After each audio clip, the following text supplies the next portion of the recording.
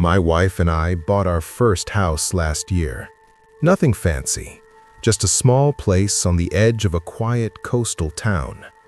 It was cheaper than anything else we'd seen, which made sense once we realized why. Behind our garden was a large open area where people parked caravans during holiday season, mostly families, retirees, people passing through for a night or two. At the time, it didn't bother us. The estate agent said it was quiet at night, and for the first few days, it was. The first week was normal. We unpacked, set up furniture, had dinner on the floor because the table hadn't arrived yet. At night, we slept well. No strange noises, no movement, no reason to worry. Our garden was small, but we loved it. Fresh grass, a few plants along the fence, a narrow gate that led nowhere, just part of the boundary. Everything looked untouched. At first. About 5 days after moving in, I noticed the grass near the back fence looked different, flattened, like someone had walked across it multiple times. I didn't think much of it. Wind, maybe, or animals. But the next morning, it was worse. Clear lines, footpaths where there shouldn't be any. The plants near the fence were bent, some broken. My wife joked that maybe we had sleepwalkers visiting us. We laughed. We shouldn't have. That evening, I checked the fence more carefully. No damage, no gaps, no signs of anyone climbing over. The gate was locked, always was. Still, the grass told a different story. It looked like someone had walked into the garden and stayed. A few nights later, my wife woke me up. She didn't shake me, she just whispered my name. She said she could hear something outside. I listened. At first, nothing. Then I heard it. A soft sound, fabric moving against the ground. Not footsteps, not wind. Something slower, dragging. I looked out the bedroom window that faced the garden. Nothing, just darkness. No lights, no movement. When morning came, the grass near the fence was completely pressed down, like someone had laid there for hours. That's when we started paying attention. Every morning, the same area was disturbed, flattened grass, bent stems. Once we found an empty plastic bottle near the fence. Not ours. Another morning, there was a faint smell, sweat, damp clothes. Gone by noon. We told ourselves it had to be someone from the caravan park, maybe a drunk tourist, someone cutting through. But why at night? And why stay? We decided to ask around. The people in the caravans were friendly enough, families mostly, kids running around during the day. I casually asked one man if people ever walked through our garden. He looked confused, then uncomfortable. He said no one used that path. He also said people didn't usually stay parked there after midnight. That wasn't true. I'd seen caravans there late into the night, but I didn't argue. That night, I didn't sleep. Around 2 a.m., I heard it again. This time, closer. A slow, rustling sound, followed by a soft thud, like someone lowering themselves to the ground. I checked the window again. Still nothing. But I could feel it. Someone was out there. Not moving, just being there. The next morning, we found a shallow indentation in the grass, perfectly shaped, like a body had rested there. Head near the fence, feet pointing toward the house, facing us. That's when my wife refused to go into the garden. She kept the curtains closed, stopped opening the back door. She said the house felt watched at night. I told her we needed proof, so I set up a camera facing the garden, just a cheap motion camera. I didn't expect much. The first night, nothing.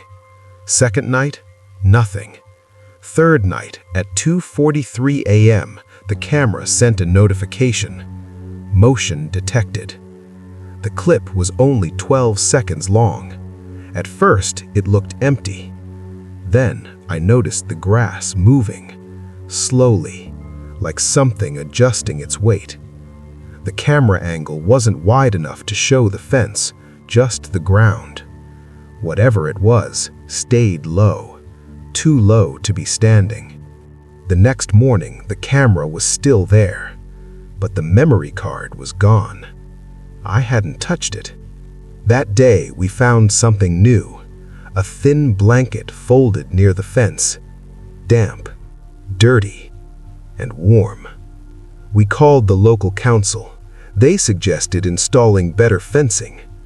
We called the non-emergency police line. They said unless someone was caught trespassing, there wasn't much they could do. They also mentioned something strange. They'd received similar calls in the area. Not complaints, questions about people sleeping in places that didn't make sense. That night, we heard breathing, outside, slow, steady, close enough to hear through the wall. I didn't open the curtain. I didn't turn on the light. Neither of us moved. In the morning, the grass disturbance had changed. It wasn't near the fence anymore. It was closer to the house. We put the house up for sale a week later. No one came to view it. The estate agent stopped returning our calls. The listings disappeared online. The garden is still being used. We know because we still live here. And every night, someone chooses the same spot, closer than before, always facing the house, always waiting.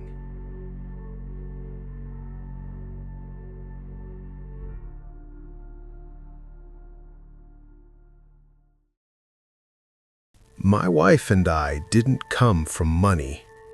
Everything we had, we worked for. Long hours, missed weekends, late nights. When we finally saved enough for a house, her parents helped us with the deposit. Not because they were rich, but because they wanted their granddaughter to grow up somewhere stable, somewhere safe. The house wasn't big. 2 bedrooms upstairs, a small garden, quiet street. Perfect for a young family. The move felt like a fresh start. New jobs, better pay. Our daughter finally had her own room. The neighbors seemed normal, polite, quiet, mostly kept to themselves. The man next door waved once. The woman smiled, but never spoke. Nothing felt wrong, not at first.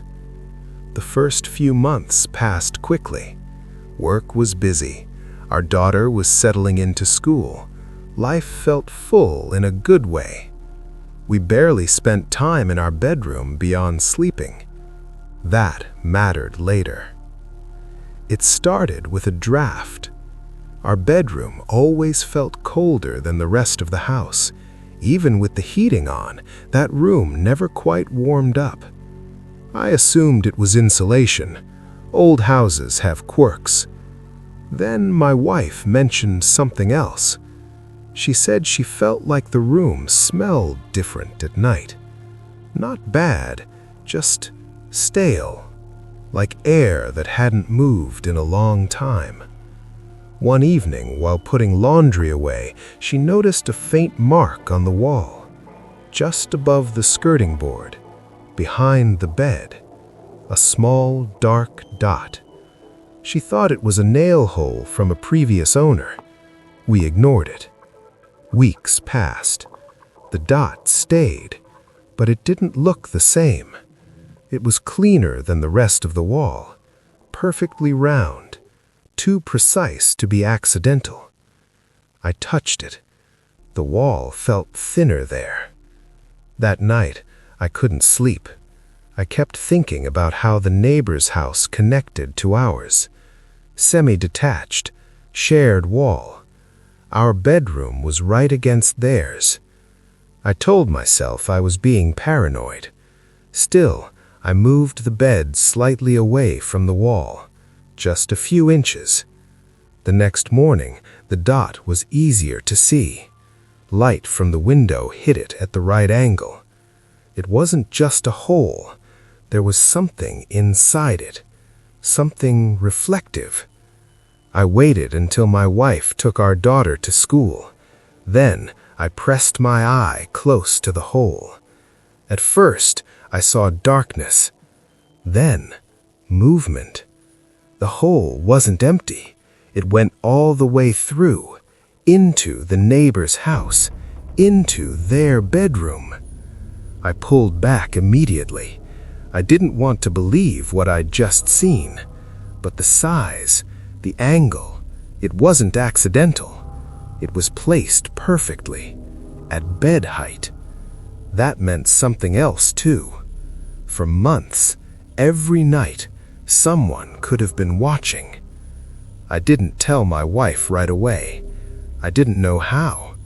How do you explain that your private life may not have been private at all?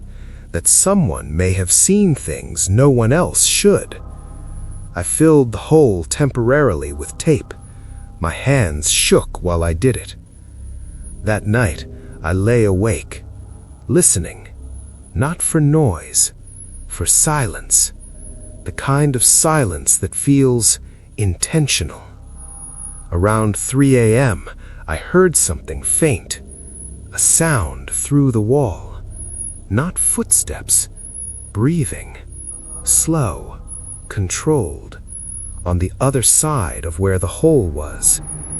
The next day, I told my wife everything. She didn't cry, she didn't shout, she went very quiet. Then she asked a question I hadn't considered. How long do you think it's been there? We checked old photos from when we first moved in. The bed was against the wall, directly in line with the hole. That meant they had watched us sleep, talk, argue, change clothes. Our daughter sometimes came into our room at night. That thought stayed with me. We called the police. They came, took photos, said they'd speak to the neighbors.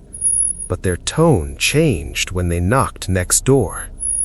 The neighbors denied everything, said the hole was old, said it didn't go through. The officers didn't push hard. They filled the hole temporarily and told us to install thicker drywall. That night, the tape was gone, cleanly removed, and something else was new. A second hole, smaller, higher, pointed towards our daughter's room. We packed bags immediately, took our daughter to her grandparents. I stayed behind to gather documents. That's when I heard the neighbor's voice through the wall.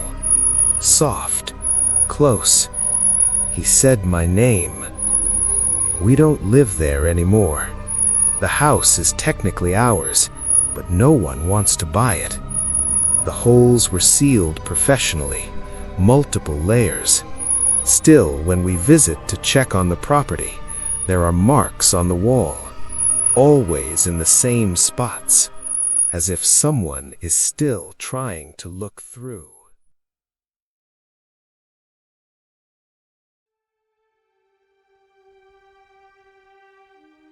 My wife and I lived in that house for most of our lives. We raised our children there, watched neighbors come and go, saw the street change slowly over decades. By the time we retired, the house felt like part of us. Every crack in the pavement, every tree along the road. Nothing about that place ever made us uneasy. Until the man across the street moved in. The house opposite ours had been empty for a while. When the for sale sign finally disappeared, we assumed a family would move in. Instead, it was just one man. Early 20s, maybe younger. Thin, quiet. He didn't greet anyone, didn't introduce himself. He just moved his things in and kept to himself. At first, we didn't think anything of it. Young people are different now. The first time we noticed him was late at night, around 11 p.m. We were getting ready for bed when headlights washed over our living room wall. A car had stopped outside, not parked, stopped, engine running, lights on. I looked out through the curtain. It was him, sitting in his car, hands on the steering wheel, facing our house. I assumed he was on a call, maybe just unwinding after work. Young people sit in their cars sometimes. So I closed the curtain and forgot about it. The next night, it happened again. Same time, same spot. He arrived, stopped the car, and stayed there. 15 minutes, then 20. Not scrolling on his phone, not leaning back, just sitting, looking straight ahead at our house. My wife noticed it before I did. She asked why the car was always outside so late. I told her it was probably nothing. That's what you tell yourself when you don't want trouble. But it kept happening every night, sometimes earlier, sometimes past midnight. Always the same routine. Drive up, stop outside our house, sit, watch. One night, I watched him longer. The street was quiet, no pedestrians, no other cars, just him, just us. His headlights were off this time, only the dashboard glow lit his face. He didn't move, didn't look away, not once. That's when I realized something. He wasn't watching television through our window. He wasn't watching movement. He was watching the house itself, as if waiting for something. We told ourselves it had to be coincidence, that we were reading into it. After all, we were older, maybe more sensitive, maybe imagining patterns that weren't there. So we ignored it for a while. Then he started watching during the day, not constantly, but enough.